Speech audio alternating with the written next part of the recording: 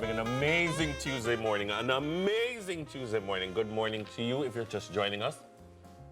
So as you know, other than her amazing family and food, our Madame Yendi has a true passion for travel. So this morning, she's counting down her top 5 travel spots from hidden gems to popular destinations, and we'll get a first-class seat to unforgettable adventures. Whether you're a seasoned traveler or planning your next getaway, it's time to inspire wanderlust and ignite passion for exploration. Yendi, over to you. How are you? Well, after the pastry, I'm fantastic. You know what, Dennis? So let me tell you something. I think everyone should travel. Every single person should travel, because I find that seeing what the world has to offer really opens your perspective. It really opens your mind. And the biggest thing that it does is allows you to respect other cultures. You have a great admiration for what other people have to offer, and you respect differences even more. You know, sometimes somebody could where we say, lad, me not eat that, or we wouldn't try that, or it absolutely opens your mind. I remember vividly, Izzy was 3 years old, and we were in South Africa, and we went to an Ethiopian restaurant. And I remember they were using, you know, you have to obviously use an injera to pick up the food. There are no utensils. You pick up your food and you eat, and you know, so she's learning the Ethiopian way. You rinse your hands and so on. And we come back to Jamaica. She's in school, and someone from China actually was in class and opened their lunch pan. And somebody goes, ew, what's that? And Izzy goes, no. It's just from a different culture. You just don't know it. You mustn't say ew about people's food. And I was like, yes. Nice. Her teacher actually called me to say, you know, but I You're knew doing good. it wasn't what I had necessarily said to her, but because she experienced something else, it allowed her, even at 3, to have an open mind around even food, you know? Yeah. So I encourage everyone to travel. But yeah, so my recommendations, I'm going to start with Kenya. So, Kenya? Yes, East Africa. We actually, majority of the African nations, Jamaicans do not need a visa to travel and visit. Majority of the African nations. Right. So you can go along the coast of East Africa, along West Africa, Central, name it. You don't need a visa. So this trip, I'd gone to the Masai Mara village in Kenya. It was absolutely divine. We did a game drive, so we saw all the animals in their natural habitat. Look at the lion literally whispering in my ears. He was whispering in my ear. I don't know if you realized, but he literally said, hey girl, how you doing? Exactly. Look at that pride of lionesses just sitting there. Went through the village, got to experience what their homes are like, how they start fires within their homes to keep warm at night. It was just absolutely fantastic. So this is a village where the men perform the dance where they jump to impress a woman. And the person with the highest jump is determined to be the leader of the tribe.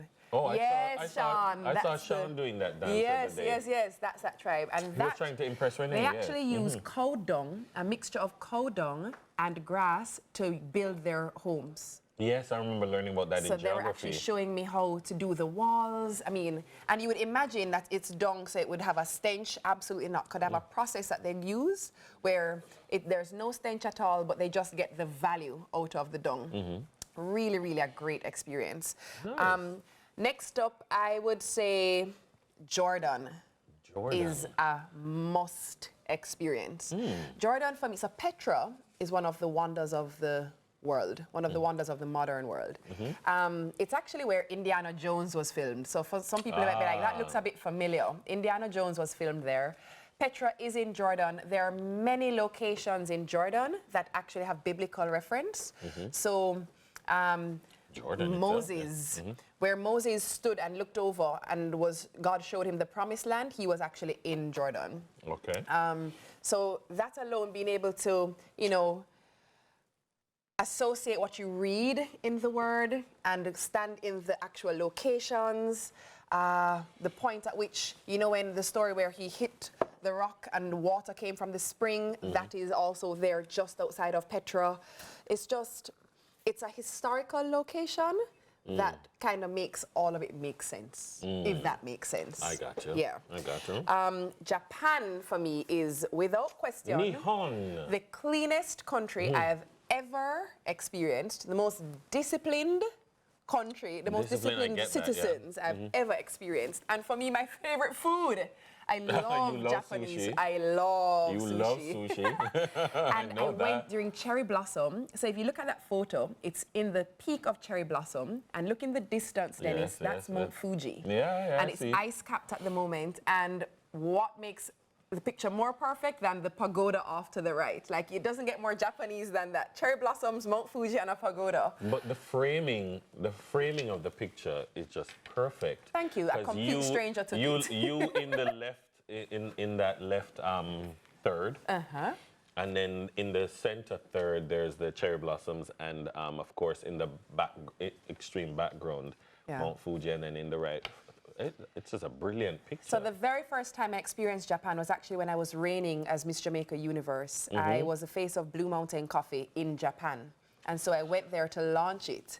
And let me tell you, I never wanted to leave. It was an absolutely brilliant experience. Japan, I highly, highly recommend. My sister lived there. And Really? my niece is born there. Oh, I'm sure she speaks highly of it. I also really recommend Jerusalem. Oh, I really want to go to Jerusalem. Listen, that experience is one that changes you. I guess on the back of what I was saying about Jordan, yeah. where you experience all these biblical references and the Holy locations. Land The Holy Land is it is so hard to put into words. I visited the Wailing Wall. Oh, look, there's the photo right there. Yes. Visited the Wailing Wall. I wrote my prayer, tucked it in the wall. I visited, so when you are doing the Stations of the Cross, during Easter time, and you know, you're going through Jesus's route Yes.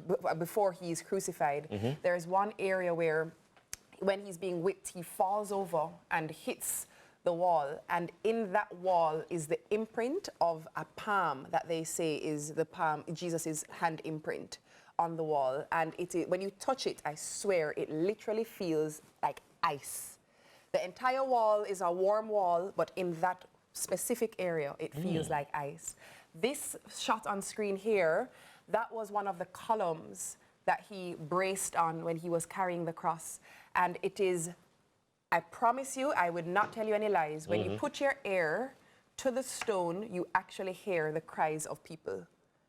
It's a completely, the room is silent, you lean over, you close out the noise, and in the stillness of everything, I'm going to try and replicate it, you hear, like the cries. Dennis, I got chills. The hair on my neck stand up. It was mind-blowing. This I would highly recommend for everyone to experience.